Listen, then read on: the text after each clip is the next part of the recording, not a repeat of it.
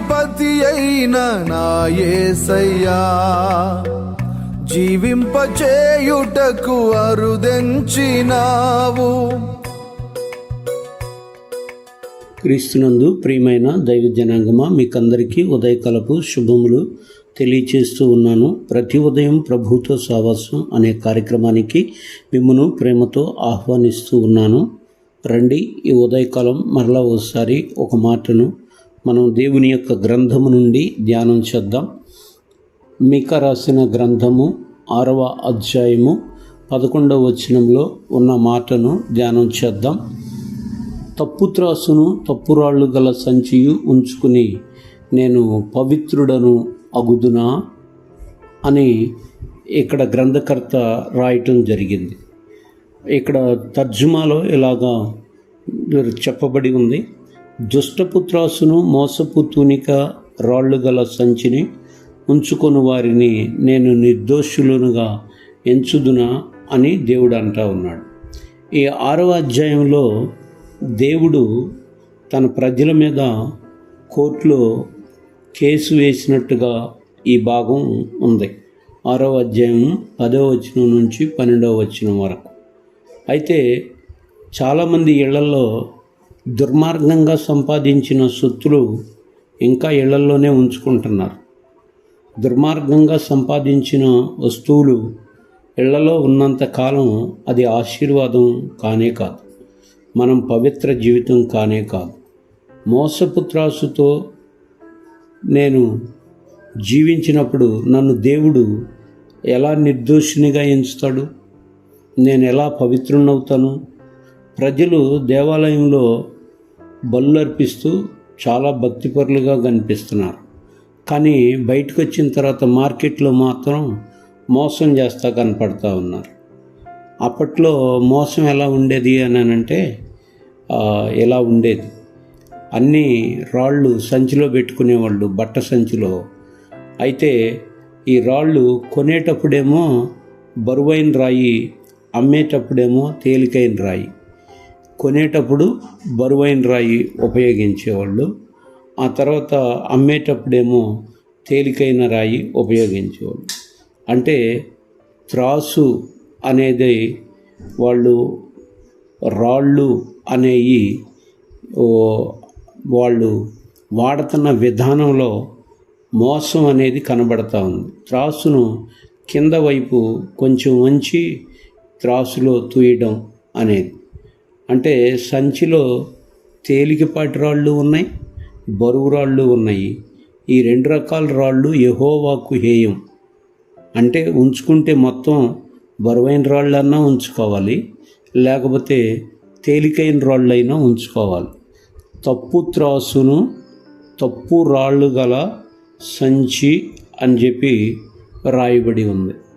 ఇక్కడ తప్పు త్రాసును, ఈ త్రాసు ఎక్కడుంది అంటే మన హృదయమే.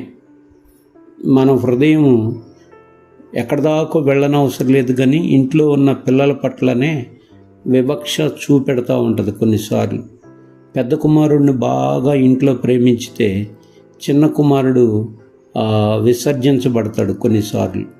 కొన్నిసార్లు చిన్న కుమారుడిని బాగా ప్రేమించితే పెద్ద కుమారుడు విసర్జించబడతాడు. ఇది తప్పు త్రాసు కాదా?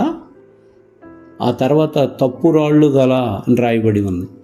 ఇందాక చెప్పినట్టుగా మనం కొనటం అయితేనేమో ఒక రాయి ఉపయోగించి, మనం అమ్మటం అయితేనేమో తేలికపాటి రాయి ఉపయోగించి, అంటే కొనేటప్పుడేమో బరువు రాయి ఉపయోగించితే ఎక్కువ పదార్థం మనకి ఇటువైపు రావాలని, మనం అమ్మేటప్పుడు తేలిక రాయి ఉపయోగించితే మన వస్తువేమో అటువైపు వెళ్ళేది తక్కువ పోవాలని మన లోపల కుయుక్తుంది కదా.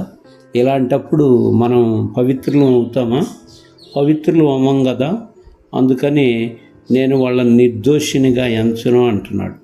మీరు ప్రార్థనలు చేస్తూ బళ్ళు ఇస్తూ నన్ను మోసం చేయలేరు. మీ వ్యాపారం, మీ ఉద్యోగం, మీ డబ్బు విషయంలో మీరు న్యాయంగా లేకపోతే నేను మిమ్మల్ని క్షమించను అని మీకా గ్రంథంలో దేవుడు అంటున్నాడు. అయితే మీకు ఒక విషయం చెప్తాను, వినండి. దేవునికి ఆరాధన కంటే న్యాయం ముఖ్యం. మనకు పాఠం ఏంటి? దుష్టపు త్రాసు. కనుక ఇది కేవలం వ్యాపారంలో ఉపయోగించే నకిలీ లెక్కలో ఎక్కువ లాభం కోసం అబద్ధం చెప్పటం ఇది చాలా మోసకరమైనది. ఉద్యోగంలో పని చేయకుండా జీతం తీసుకోవడం, 8 గంటల పని 4 గంటల్లో చేసేసి ముగించడం, అంటే ఒకరికి ఒకలా ఇంకొకరికి ఇంకొకలాగా మాట్లాడే 2 నాలుకల ధోరణి ఉంటే మన లోపల తప్పు త్రాసు ఉందని అర్థం, తప్పు రాళ్ళు ఉన్నాయని అర్థం. మన హృదయము తప్పు త్రాసు లాగా పనిచేస్తే ఏ ఒక్కనాటికి మనము దీవించబడం. అయితే ఈ 6:11లో చెప్తున్న మాట ఏంటంటే, దేవుడు మనం చేసే ఆదివారం భక్తిని కాదు, సోమవారం న్యాయాన్ని చూస్తాడు. చాలామంది ఆదివారం చర్చికి వెళ్తూ ఉంటారు, మేము న్యాయంగా ఉన్నాము అని అనుకుంటారు. కానీ సోమవారం నుంచి శనివారం వరకు జరిగించే అపవిత్రత కార్యాలు కానీ అన్యాయపు కార్యాలు కానీ వాటిని కూడా దేవుడు దృష్టిలో పెడతాడు. అందుకే ఆయన మేక 6:8లో నేను కోరేది బలులను కాదు, న్యాయంగా నడుచుకోండి అని చెప్పాడు. అయితే మన జీవితంలో ఈ తప్పు త్రాసు మన హృదయంలో పనిచేస్తూ ఉందా? ఒకవేళ రాళ్లలో తప్పు రాళ్ళు ఉన్నాయా మన లోపల? మనం ఒకసారి చూసుకోవాలి. ఇక్కడ రాళ్ళు అంటే అభిప్రాయములు అని అర్థం.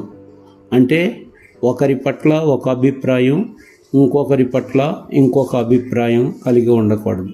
ఇరువురి పట్ల ఒకే అభిప్రాయాన్ని కలిగి ఉండటం.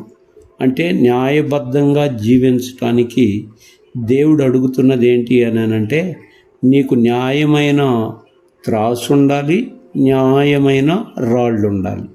రాళ్లలో అవకతవకలున్నా మనం పవిత్రులం కాలేము, ఒకవేళ త్రాసులో అవకతవకలున్నా పవిత్రులం కాలేము.